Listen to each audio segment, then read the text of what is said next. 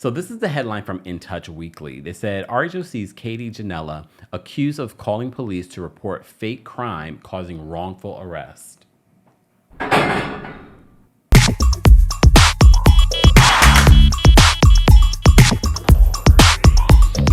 It's giving Karen, and I haven't found out. Maybe we will in a second. Okay, we'll get there. So In Touch writes this about Katie. Real Housewives of Orange County star Katie Ginella was accused of calling police with fake allegations that led to a man being arrested for false imprisonment. In Touch can exclusively report. According to court documents obtained by In Touch, a man named Sydney probably, just spelled differently. I mean, I'm doing all fancy like I do, what's her name?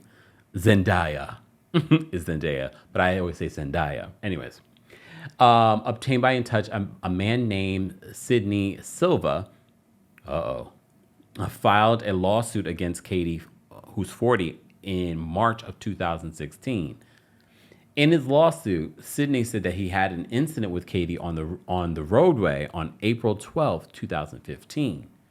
He claimed that she followed him all the way to his house, not road rage, Katie, and parked her vehicle behind his work van outside his residence. Katie exited her vehicle and confronted Sidney aggressively, the suit said. This is definitely giving Karen.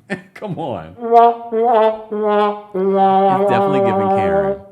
The man said he pulled out his cell phone to tape Katie in an effort to protect himself, which led to her calling 911 to falsely report a crime.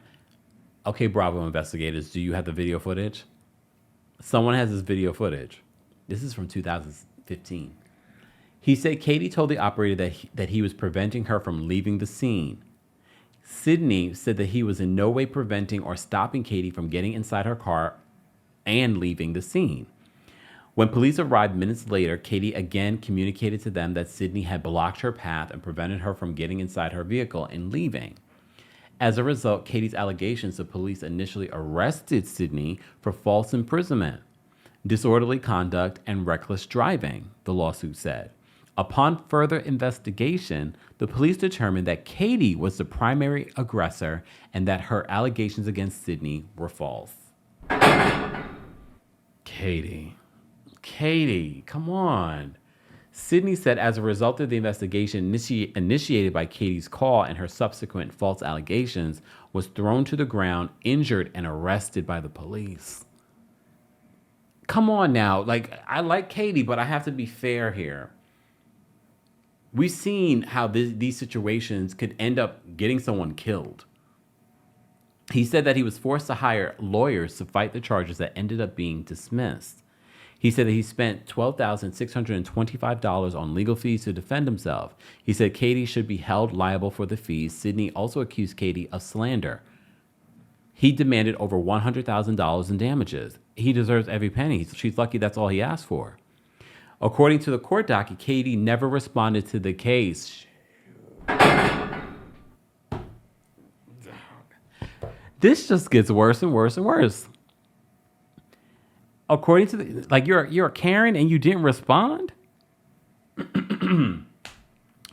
Were you married to this man, to your new husband by the time? Because how does that work when you got a judgment against you? Okay, according to the court docket, Katie never responded to the case, and a default judgment of $112,945 was entered 2018.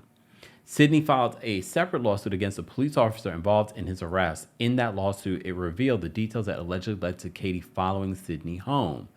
It noted that Sidney was driving when he noticed Katie texting while driving with several children in her car. Lord, not a texter and driver. OMG. This is juicy. Hold on. He said a driver who was texting killed his brother eight years ago. He claimed that he shook his head in disapproval as he passed Katie, which led to her following. So you followed this man and you had kids in the car, Katie? Karen? This is such a Karen move. The suit said that Katie parked behind Silva, got out of the car, leaving the children inside, and screamed at him. Confused by the woman's behavior, after all, she was the one who had endangered the public and the children in her car by texting while driving. Silva began recording the event with his cell phone. Y'all better bring this up at the reunion.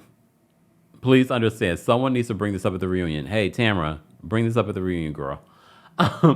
In 2018, Sydney and the officer agreed to dismiss the case. I just had a really terrible thought. Hear me out.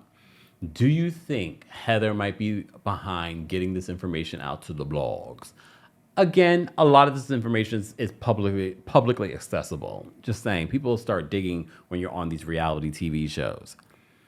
In 2018, Sydney and the officer agreed to dismiss the case. Really? Why would you agree to dismiss the case? But okay, maybe there was some sort of settlement with the... Okay. As In Touch first reported, Katie was involved in a bitter divorce with her ex-husband, Andrew Sudseth, in 2016. Per their original settlement, Andrew was awarded primary custody of the kids. The exes went back to court in 2018 and worked out a new deal where Katie was awarded custody of their daughter and Andrew kept their 2 boys.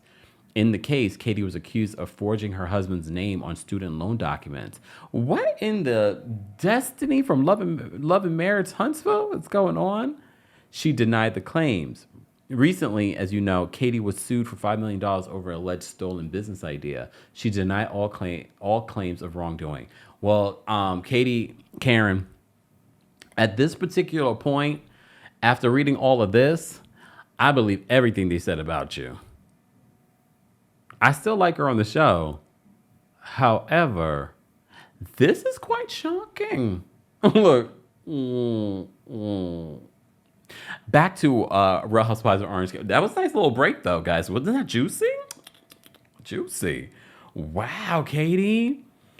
So, Katie, if you come back next season and Tamara's there, I mean, I'm pretty sure not only Tamara, but I'm pretty sure that Emily and Gina are going to bring it up, too.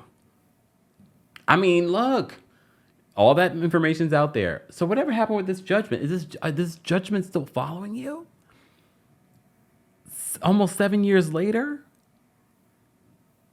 This is bad. People just walking around with judgments against them.